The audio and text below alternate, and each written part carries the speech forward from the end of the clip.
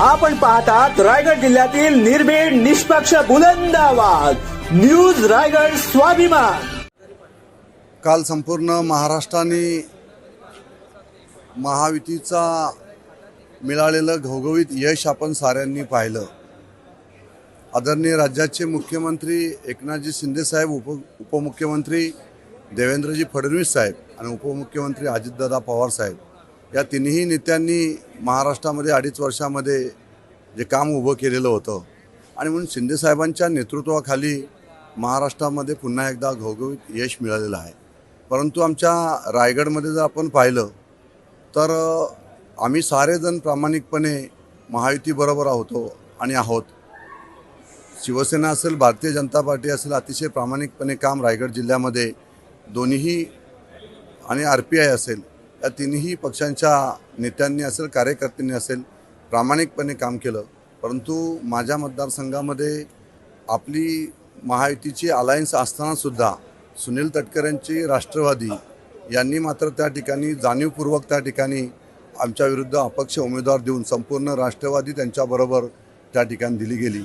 हे सगळं जाणीवपूर्वक सुनील तटकरेंनी केलेलं होतं आणि म्हणून सुनील तटकरेंनी महायुतीशी त्या ठिकाणी गद्दारी केलेली आहे आणि म्हणून आता आम्ही तर निवडून आलेलोच आहोत।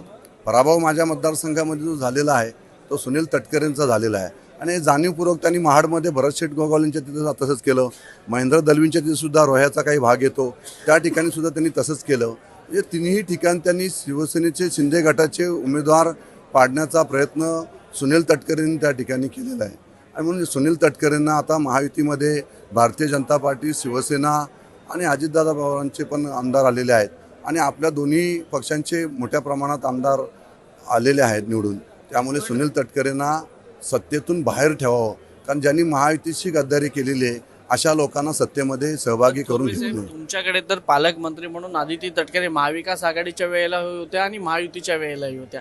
आता जे नव्याने सरकार स्थापन झालेलं आहे, आता परत जर आदिती तटकरे यांच्याकडे जर हे पद गेलं तर तुमची भूमिका काय असणार?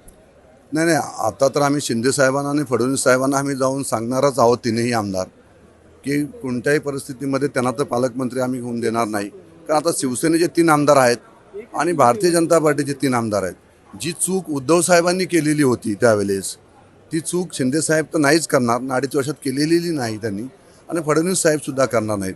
त्यामुळे त्यांना पालकमंत्री करण्याचा संबंधच येत नाही। राष्ट्रवादीचा 1 आमदार त्याचे निवडून आलेले आहेत त्या आणि महायुतीचे 3 आमदार 6 आमदार आहेत। त्यामुळे महायुतीच्या 3 आमदार भारतीय जनता पार्टी आणि शिवसेना।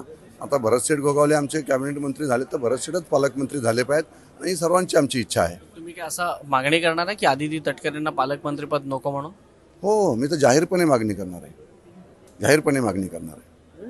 सुनील तटकरेंनी जर महायुतीची गद्दारीच केलेली आहे तर त्यांना पालकमंत्री देण्याचा प्रश्न येतोच कुठे?